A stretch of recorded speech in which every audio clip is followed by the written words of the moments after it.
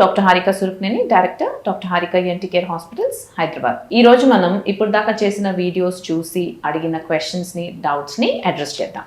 Madam, నాకు tonsils చాలా పెద్దగా అయ్యాయి, కొంచెం పెయిన్ ఉంది. మెడికల్ షాప్ కి వెళ్ళాను, ఎసిక్లోఫెనిక్ పారాసెటమాల్ టాబ్లెట్ ఇచ్చారు. తగ్గిపోతుందా లేక హాస్పిటల్ కి పోవాలా? చెప్పండి ప్లీజ్. సో చాలా మంది ఇట్లా ఎప్పుడైతే గొంతు ఇన్ఫెక్షన్ వస్తుందో వాళ్ళంతటి వాళ్ళు అద్దంలో చూసుకుని ఇది టాన్సిల్ ఇన్ఫెక్షన్ వచ్చింది అనుకుని ఓవర్ ద కౌంటర్ అంటే వెళ్ళి డైరెక్ట్గా మెడికల్ షాప్కి వెళ్ళి ఓవర్ ద కౌంటర్ మెడికేషన్స్ తీసుకోవటం, this is not correct. Actually ఏమవుతుంది అంటే ఒక్కొక్కసారి అది టాన్సిల్ వల్ల కాకపోవచ్చు, ఇంకేదైనా కారణం కావచ్చు. సో అన్నెసెసరీగా మెడిసిన్స్ వాడటం కూడా ఇట్స్ నాట్ గుడ్.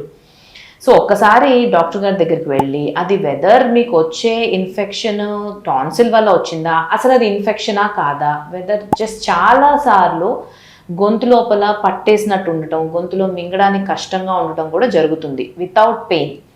అది పెయిన్ అని పర్సీవ్ చేస్తూ ఉంటారు, అది పెయిన్ కావచ్చు అని అనుకుంటూ ఉంటారు. సో అది చాలాసార్లు ఓన్లీ యాసిడిటీ వల్ల కానీ లేకపోతే ఒకసారి రక్తం చాలా తక్కువ ఉండడం వల్ల కూడా గొంతులో అలా పట్టేయడం జరుగుతూ ఉంటుంది. సో ఇలాంటి కండిషన్స్ మనం రూల్ అవుట్ చేసుకుని అది ఇన్ఫెక్షన్ అయితేనే కనుక అప్పుడు దానికి కావాల్సిన యాంటీబయోటిక్స్, దానికి కావాల్సిన పెయిన్ కిల్లర్స్ అలాంటివి వాడాల్సిన అవసరం ఉంటుంది. సో ఓవర్ ద కౌంటర్ వెళ్ళి మెడికేషన్ తీసుకోవటం అస్సలు కరెక్ట్ కాదు.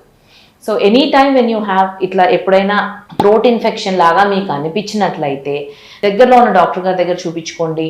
ఇన్ కేస్ మీకు డాక్టర్ దగ్గరికి వెళ్ళడం కుదరట్లేదు అంటే ట్యాబ్లెట్స్ కంటే ఇంట్లో చేసే ప్రికాషన్స్ కొన్ని, వేడి నీళ్ళలో ఉప్పు వేసుకుని గొంతు గార్గిల్ చేయటం, కొంచెం వార్మ్ వాటర్ తాగుతూ ఉండడం, చల్లటి నీళ్ళు అవాయిడ్ చేయటం, ఇట్లాంటివి కొన్ని జాగ్రత్తలు తీసుకుని కొంచెం దాన్ని మెరుగుపరచుకోవడానికి చూడండి. ఇన్ కేస్ అది తగ్గట్లేదు అనుకున్నప్పుడు అప్పుడు డాక్టర్ని కన్సల్ట్ అయ్యి దానికి సరిపడా మందులు తీసుకోవాల్సి ఉంటుంది.